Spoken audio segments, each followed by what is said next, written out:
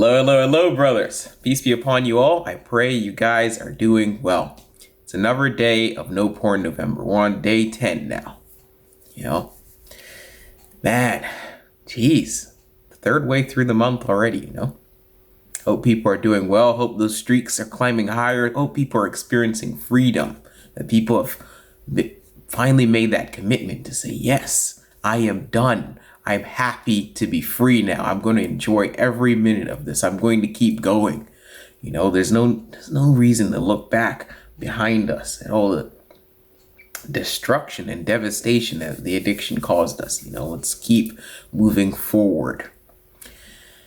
The sad thing is that there's far too many people in the community that are they're inactive, they're isolated, they're cut off from everyone. They only pop up every now and again to say, oh yeah, guys, I relapsed. I'm starting again. I'll learn from it. And then they disappear again for who knows, a few days, a few weeks. Then they come back again like, yeah, no, I was struggling so much. I was binging, but now I'm starting again. Whatever doesn't kill you makes you stronger. A strong man, he gets knocked down 7 times, he gets up 8. And it's the same cycle, the same story for years, The thing is, we're all social beings, We don't thrive in isolation. We have to connect with our people. I mean, that is one of the needs. That's one of the desires that even leads us to PMO. The need for intimacy, the need for connection, the need, not to feel so alone all of the time. So lonely, And us cutting ourselves off from communication with other people is very unhealthy. It's far too easy for us to relapse when we're alone. When we're not accountable to anyone, because ultimately we want to be accountable to ourselves. We want to be in the position that we're at home, we're alone, we have all of the devices, we have access to stuff, but we're not doing anything that's against our values. When we have that level of accountability, well, if we had that, we wouldn't be in this situation right now. So being accountable to others really helps. It really helps, man, because the addiction, it's like when you're isolated, that's just like pouring gasoline on the fire. It's making it so much easier to remain there, because part of it is that there's some pain that comes from you're alone, this feeling that no one understands you, no one knows what you're going through, you don't have anyone to talk to about your life. That causes more pain. And what do we do when we experience pain as addicts? We go back to the addiction. We go back to the pornography. We go back to the masturbation. I mean, goodness. It was years and years that I was isolated, that I kept this to myself. I didn't talk to people, or maybe I would talk every now and again and then disappear for another 3-4 years and not say a word to anyone. Like, there was a time, like I spoke to my friends about it, and then I didn't say anything to them for like maybe 8 years or something. Who knows? It was so easy for me to relapse when the only person that I'm talking to about it is myself, And, it's too easy to make all these deals with myself, like, oh yeah, I'm going to change, or I'm going to do this, I'm going to do that. But I'm not talking to anyone. I'm not sharing my story. I'm not sharing what I'm going through. And I just kept relapsing again and again and again. Like, having accountability alone on its own, that's enough to bring you out of the weekly relapse cycle. When you're connecting with people regularly, that alone, it's not enough on its own, but it's enough to bring you out of that relapse cycle where you're just again and again and again, just constantly falling back down into it. I mean, in the 1970s, right, there was this psychologist named Bruce Alexander, right, and I'm sure quite a lot of us in this community have heard about his experiment, because he did what's called the rat park experiment. So firstly, like they have these rats that are in this cage, and there are two water bottles. One of them is normal water, and the other is filled with cocaine. It's water that's mixed with cocaine. So guess which one the rats went to? They went to the cocaine water, and they all overdosed and they died.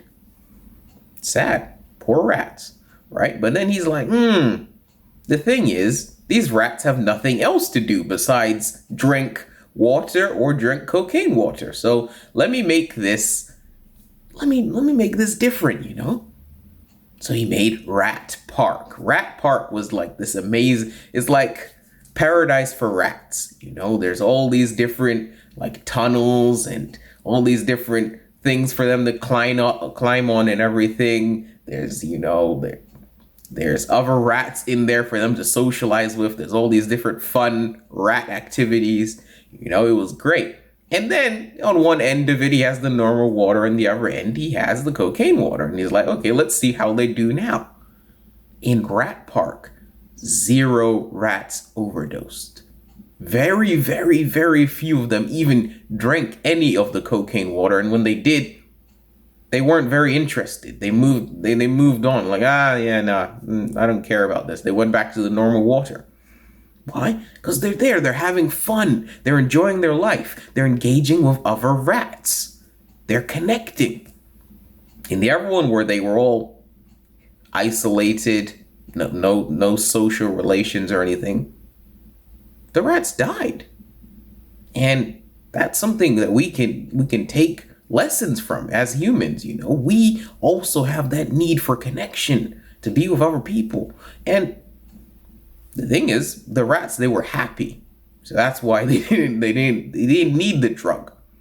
This addiction, we keep thinking about it like, oh yeah, no, I'm just so addicted to these pixels, to the masturbation, to the feeling out. Like, well, you've made a decision to stop. That means this is really affecting you, because millions and millions and millions of people around the world are doing this. And they have no interest in stopping. The reason why we're here is like, no, this is a problem. This is going way, no, I don't want this in my life anymore, right? But we gotta recognize that, yeah.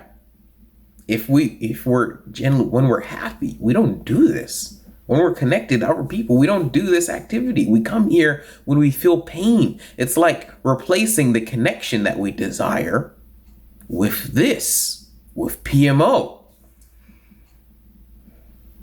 Okay, but we want to be healthy now. And what do healthy people do when they have problems? Instead, like healthy people, they connect. They don't try and replace that connection with pornography, with masturbation, with drugs, with alcohol, with binge eating or anything. No, they talk to other people. They like, yeah, man, I'm feeling a little bit down right now. And they have people to talk to. They have a support network. They have people that they share what they're going through, their experiences. And that relieves some of the stress. It unburdens them. They feel better afterwards. Like, yeah, I connected with someone understood me. They feel better. Someone might provide solutions. Sometimes all you need is just someone to listen. And as you're talking, you'll come up with an idea like, oh yeah, that's one thing I could do to change my situation. But in order to get there, we have to talk to people. Like I said, there's too many people that they're not saying anything. Check any of the support groups and you'll see most of them. You'll see, the regular active players, the guys that are always there, always chatting. And then like 70, 80, 90% is just quiet. No one talking. No one's, you're like, whoa, I didn't even know you're in the group, bro. You aren't saying anything and they're just suffering in silence. We gotta change that. Sharing, it actually reduces the shame, right? I used to be so painfully ashamed, painfully ashamed. It was terrible. I felt like I was just this absolutely disgusting, sick pervert, all the sick filth that I had looked at. I'm like, what on earth is wrong with me? Why would I do this? There's no way anyone could ever understand this. Everyone would just look at me like I'm a monster. But you go and you start sharing with people. I'm like, bro, you think that's bad? You should hear what I've done. Like, oh geez, But it reduces that shame. You speak to the community, you join them, you talk about what you're going through, And also, like, if it's possible for you, no, it's not possible for everyone, but speak to loved ones in your life, speak to family, speak to friends, talk to them about what you're going through, because a lot of people are going through some really, really dark things, and no one that loves you wants to know that you're suffering like that on your own. So share with people. And that's how we break the cycle. Like the quote goes, the opposite of addiction is connection. We got to connect with other people. That's how we find strategies. That's how we find hope. That's how we find a sense of peace, a sense of comfort. You're feeling that, I really can do this. When someone supports you, when someone inspires you, someone motivates you, someone is there, they've got your back. They're helping you to change. We can all do this, brothers. Peace.